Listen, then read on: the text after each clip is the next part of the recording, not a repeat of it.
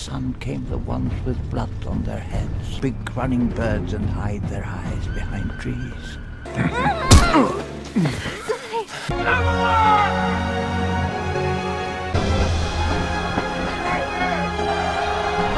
Anak ini bernama Dleh. Dia diejek oleh teman-temannya karena ayahnya pergi meninggalkan suku mereka dan dicap sebagai seorang pengkhianat dan pengecut. Padahal, dia pergi justru untuk menyelamatkan suku mereka dari kelaparan di musim yang akan datang. Hanya sahabat sejatinya saja, Tik-Tik yang tahu akan alasannya itu. Dan dia menitipkan tombak putih sebagai simbol pemimpin suku tersebut. Hanya Follett yang setia menemani Dleh ketika teman-teman yang lain meninggalkannya. Mereka berjanji bahwa untuk selalu bersama untuk selamanya. Dan rasa cinta di antara mereka pun perlahan tumbuh. Singkat cerita, hari perburuan terakhir pun tiba dan anak-anak yang kemarin sore itu sudah tumbuh menjadi dewasa. Ibu tua mengadakan sayembara bahwa siapa saja yang berhasil menangkap ketua mamut, maka dia berhak mendapatkan tombak putih yang merupakan simbol pemimpin suku tersebut dan akan dinikahkan dengan Follett. Dleh harus bersaing keras dengan Karen yang merupakan rivalnya sejak kecil dalam rangka memperebutkan Follett. Perburuan pun dimulai yang dikomandoi oleh Tik-Tik sang pemegang tombak putih. Perburuan pun dimulai tatkala Tik-Tik meniup peluit. Semuanya segera bergegas untuk menggiring kawanan mamut itu ke tempat yang sudah disiapkan perangkap. Dleh yang sangat berambisi untuk memenangkan sayembara malah mengejar kawanan mamut itu terlalu dekat dan nyaris saja dirinya terinjak. Dleh pun tertinggal oleh Karen dan yang lainnya. Pemimpin mamut pun terkena perangkap dan Karen hendak melakukan lemparan tombaknya sebelum Dleh datang. Namun sayangnya lemparannya itu gagal dan dapat ditepis oleh gading sang mamut. Rupanya jaring yang mengurung mamut itu putus karena besarnya kekuatan sang mamut. Mereka pun hendak menghentikan pergerakannya. Namun itu sia-sia karena tidak sebanding dengan kekuatan dan ukuran mamut. Tangan Dleh tersangkut di jaring tersebut sehingga dia tergusur. Dleh dan mamut itu bertarung 1 lawan 1. Lemparan Dleh tidak akurat sehingga belum mampu menumbangkan sang mamut. Sisa 1 tombak lagi, namun tersangkut di sela-sela batu, mamut itu tumbang karena tertusuk tombak yang tersangkut di bebatuan dan bukan karena lemparan Dleh. Namun orang-orang mempercayai bahwa Dleh telah mengalahkan mamut seorang diri. Hanya Tik-Tik yang menyaksikan kejadian aslinya. Setelah Dleh dinobatkan sebagai pemenang dalam sayembara itu, dia pun mengambil haknya, yakni tombak putih dan tentunya Follett. Malam itu mereka berpesta merayakan kemenangannya. Namun tidak dengan Tik-Tik karena dia tahu kebenaran di balik itu semua. Ibu tua pun dengan pandangan batinnya merasa khawatir dengan penerus generasi karena tidak cukup tangguh untuk menghadapi tantangan dari masa ke masa. Dleh pun merasa bersalah dan merasa tidak layak untuk menerima tombak putih. Kemudian dia mengembalikan tombak putih itu agar kembali dipegang oleh Tik-Tik. Dleh menjelaskan itu semua bahwa dia tidak berhasil mengalahkan pemimpin mamut, itu hanya keberuntungan. Namun satu hal yang dia yakinkan tentang rasa cintanya untuk Follett. Namun Follett agak ngambek karena dia telah mengembalikan tombak putih, yang berarti Dleh juga akan melepaskannya. Malam itu salju turun dengan deras, ketika itu juga mata batin ibu tua aktif. Tiba-tiba ada segerombolan pasukan berkuda yang menjarah mereka dan menculik orang-orang dari sukunya, termasuk Follett. Dleh yang pada malam itu tidak tidur di pemukiman, berusaha mengejarnya, namun tidak berhasil. Malam itu dia ditahan oleh Tik-Tik karena jangan sampai mereka semua tertangkap, nanti mereka tidak bisa menyelamatkan yang lain.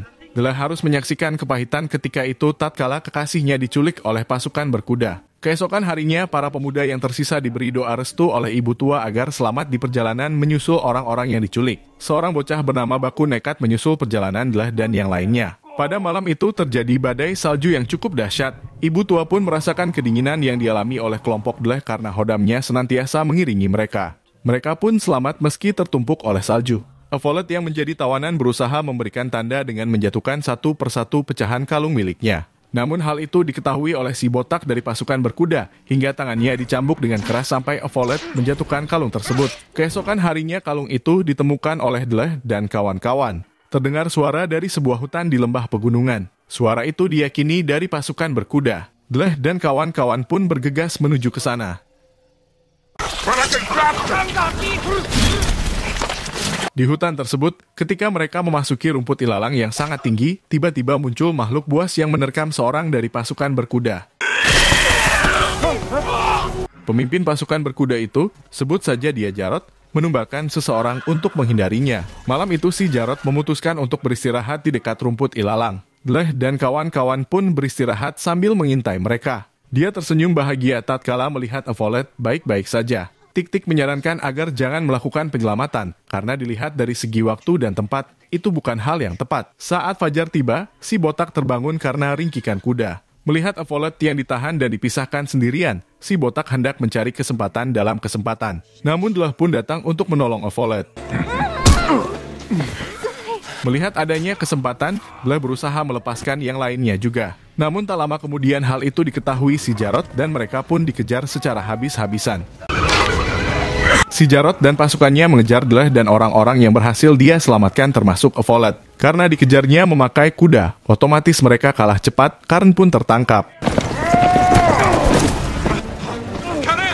Dleh dan Tik-Tik berlari ke dalam rumput ilalang tinggi dan di sana mereka diserang oleh sekelompok burung purba. Dleh pergi untuk mengalihkan perhatian burung yang hendak memangsa Baku kemudian mengalahkannya. Namun naas Evolet dan Baku malah tertangkap kembali oleh pasukan si Jarod. Kini hanya Dleh dan Tik-Tik yang tersisa. Tik-Tik pun terluka parah akibat melawan salah satu burung purba. Mereka pun tertinggal cukup jauh oleh rombongan si Jarod. Malam itu Dleh beristirahat di sebuah bukit bebatuan sekaligus mengobati luka Tik-Tik. Dia merasa menyesal karena tidak mendengarkan nasihat Tik-Tik. Karena lapar, Dleh pun memutuskan untuk berburu. Namun naas dirinya harus terjerumus ke dalam sebuah perangkap yang di dalamnya ada seekor harimau purba yang terperangkap juga.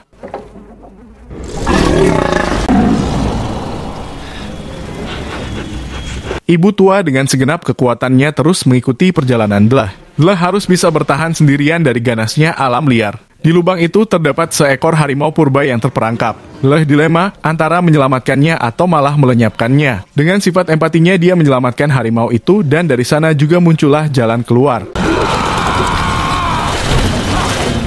Dia kembali ke tempat semula dan rupanya Tik-Tik sudah sehat kembali. Mereka menyaksikan sebuah perkampungan yang baru saja diserang pasukan si Jarod. Dleh dan Tik-Tik mendatangi perkampungan itu. Mereka menemukan sisa makanan dan tiba-tiba orang-orang mengepungnya. Tak lama kemudian muncullah harimau yang semalam diselamatkan oleh Dleh. Dan harimau itu seakan membalas budi kepadanya. Melihat kejadian itu, Nakudu, nama pemimpin dari suku Naku teringat akan suatu ramalan. Bahwa nanti akan ada seseorang yang berbicara dengan gigi tombak, maksudnya harimau. Kemudian orang tersebut akan memimpin penyelamatan dari semua suku yang telah diculik oleh pasukan si Jarod. Tik-Tik bertanya kenapa Nakudu bisa berbahasa Dleh dan dirinya. Nakudu menceritakan bahwa dahulu sudah pernah ada seseorang yang datang kepadanya dari balik pegunungan tersebut. Dan ternyata dia adalah ayahnya Dleh. Tetua suku Naku menyarankan agar Nakudu belajar bahasanya. Lantas Dleh pun bertanya kemana sang ayah kini. Nakudu menceritakan bahwa ayah Dleh diculik oleh pasukan berkuda dan dibawa ke sarang burung besar hingga ke pegunungan para dewa. Tetua di sana menjelaskan tentang sebuah ramalan bahwa jika kelak akan ada seseorang yang bisa berbicara dengan gigi tombak, maka nantinya orang tersebut akan memimpin penyelamatan orang-orang yang telah diculik dari semua suku. Dleh pun masih tidak percaya dengan takdir yang dia emban. Nakudu mengutus seorang pelari tercepat untuk menyampaikan pesan ramalan tersebut ke seluruh penjuru daerah yang ada di sana. Malam itu Dleh sedikit marah kepada Tik-Tik karena tidak mengatakan yang sebenarnya tentang ayahnya.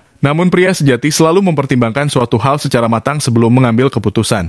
Keesokan harinya setelah pesan ramalan itu disampaikan, Dleh memimpin pasukan dari berbagai suku yang mempunyai keunikan tersendiri. Without sun came the ones with blood on their heads, big running birds and hide their eyes behind trees. Mereka pun berjalan dengan penuh semangat mengejar pasukan si Jarod. Setiap harinya ada banyak pasukan baru yang bergabung di barisan mereka. Si Jarod pun ketar-ketir dibuatnya dan menyuruh pasukannya untuk bergerak lebih cepat. Dleh dan kawan-kawan pun sampai di sekitar daerah sisi sungai. Di sana ada sekelompok suku yang menjaga dan memberitahukan bahwa para tawanan akan segera dibawa ke perahu yang mereka sebut sebagai sangkar burung besar. Dleh pun segera bergerak menuju sungai itu. Dan benar saja para tawanan sudah menaiki perahu tersebut.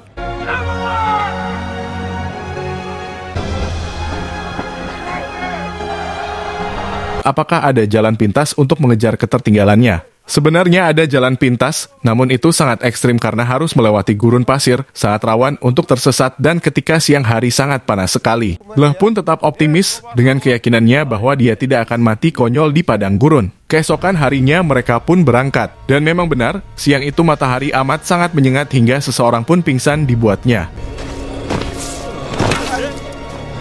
Mereka seakan akan berjalan di tempat karena bukit gurun seakan semuanya sama. Kemudian mereka pun beristirahat. Malam itu si Jarod sedikit menggoda Evolet dan menyuruhnya untuk melupakan Dleh, karena mereka tidak akan bisa mengejar dan akan mati di padang gurun. Rupanya si Jarod pun menyukai Evolet sejak pertama kali bertemu. Malam itu juga Dleh memandangi bintang-bintang di langit dan teringat perkataan ketua suku di dekat sungai bahwa kepala ular akan diam tatkala malam hari. Mereka pun melanjutkan perjalanan ketika malam hari karena tidak akan kepanasan oleh sinar matahari. Mereka pun tiba di suatu tempat di mana banyak tulang belulang berserakan. Kemudian terdengar suara trompet dari suatu tempat. Dan mereka pun sampai ke pegunungan para dewa atau yang kita kenal sebagai piramida. Ternyata semua orang yang diculik itu mereka dipekerjakan secara paksa untuk membuat piramida. Selain manusia, ada juga sekawanan mamut. Pantas saja ayah Dleh dahulu menyadari kenapa mamut semakin berkurang, karena ditangkap untuk dipekerjakan. Orang yang disebut sebagai dewa pun datang untuk mengontrol pekerjaan itu, dan dia menginginkan adanya seorang tumbal untuk mempercepat pekerjaan. Moha pun dipaksa untuk dijadikan tumbal proyek. Malam itu Dleh dan aku menyusup ke dalam untuk mencari tahu seperti apa makhluk yang disebut-sebut sebagai dewa itu. Ada seorang pria buta mantan pelayan dewa yang berhasil kabur yang kemudian disembunyikan di bawah tanah. Dleh menanyakan apakah ada cara untuk mengalahkan dewa. Sebenarnya ada ramalan yang dewa takuti, yaitu ramalan seorang yang memiliki tanda pemburu di lengannya. Dewa meyakini bahwa orang tersebut akan membawa malapetaka kepadanya. Orang buta itu bertanya apakah Dleh punya tanda pemburu itu? Kalau tidak maka kau tidak bisa mengalahkan dewa. Para penjaga pun mengetahui bahwa ada penyusup. Ketika si buta itu hendak dikembalikan ke bawah tanah, dia mempertanyakan geleng yang dipakainya dan itu adalah pemberian ayahnya Dleh yang dulu sempat menyelamatkannya. Dleh dan aku dibuntuti oleh 3 orang penjaga. Namun ketika penjaga itu hendak kabur, mereka dihadang oleh Tik-Tik kemudian mereka pun bertarung. Dari pertarungan itu Tik-Tik harus mengalami luka berat hingga mengakibatkan dirinya tewas.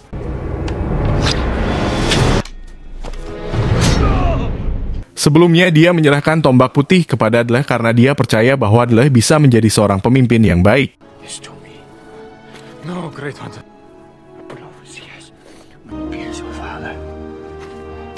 Dleh pun berduka dan aku hadir memberikan semangat untuk melakukan misi penyelamatan. Di sisi lain, Evolet yang sudah dibeli oleh si Jarod dan hendak dijadikan istrinya. Tiba-tiba dia pun digerebek oleh pengawal dewa. Hal itu karena si botak melaporkan bahwa si Jarod telah berkhianat dengan membeli seorang budak secara ilegal. Si Jarod pun dibawa untuk dihukum. Ketika tangan Evolet dipegang oleh pengawal sang dewa, mereka kaget ternyata Urwana atau tanda pemburu itu ada di tangan Evolet. Tanda itu sebenarnya terbentuk dari bekas luka cambukan si Jarod beberapa waktu lalu. Lantas mereka pun mencocokkan tanda tersebut dengan rasi bintangnya. Dan memang benar sesuai. Sang dewa pun kaget dibuatnya karena ramalan yang selama ini mereka takutkan ternyata muncul juga. Sang dewa pun bertanya mengapa para pemburu itu bisa sampai kemari, yaitu karena mereka terus mengikuti pasukan berkuda yang dipimpin oleh si Jarod. Pagi itu Dleh pun mulai menyusun rencana dan bersiap untuk menyusup dan membuat kekacauan. Dleh pun mencari ketua kawanan Mammoth dan berusaha untuk melepaskannya serta membuatnya marah. Bentrokan pun terjadi antara pasukan dewa dengan para pemburu seperti Karen dan yang lainnya. Karen pun mengorbankan dirinya untuk melindungi teman-teman yang lain.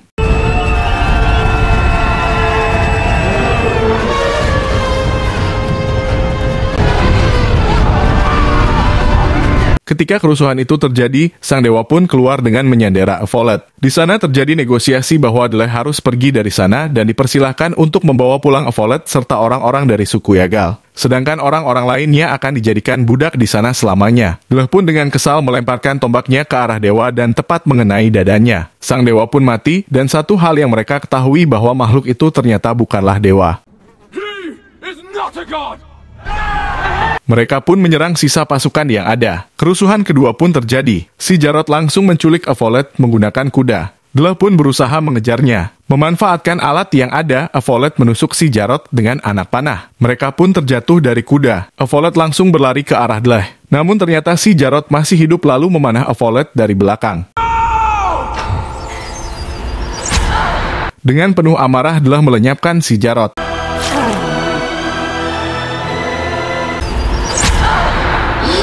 Ibu tua merasakan apa yang dirasa Evolet, seakan jiwa mereka menyatu. Dleh pun memandangi Evolet yang tengah sekarat itu. Dia merasa perjuangannya selama ini sia-sia karena wanita yang dicinta malah hendak pergi meninggalkannya untuk selamanya. Di saat yang lain bergembira karena telah bebas dan merdeka, Dleh malah sebaliknya, dia amat sangat terpukul dengan kepergian Evolet. Ini tidak seperti yang diramalkan oleh ibu tua. Ketika Dleh berkabung, ada sebuah angin segar, itu adalah nyawa ibu tua untuk menghidupkan kembali Evolet. Dleh pun sangat bahagia tatkala Evolet hidup kembali. Sebelum berpamitan dengan aku, Dleh dibekali beberapa bibit tanaman agar bangsa Yagal tidak mengandalkan hasil berburu mamut saja untuk bertahan hidup. Orang-orang suku Yagal pun sangat bergembira dengan kepulangan Dleh dan kawan-kawan. Mereka pun hidup bahagia selamanya. On again to their valley. It brought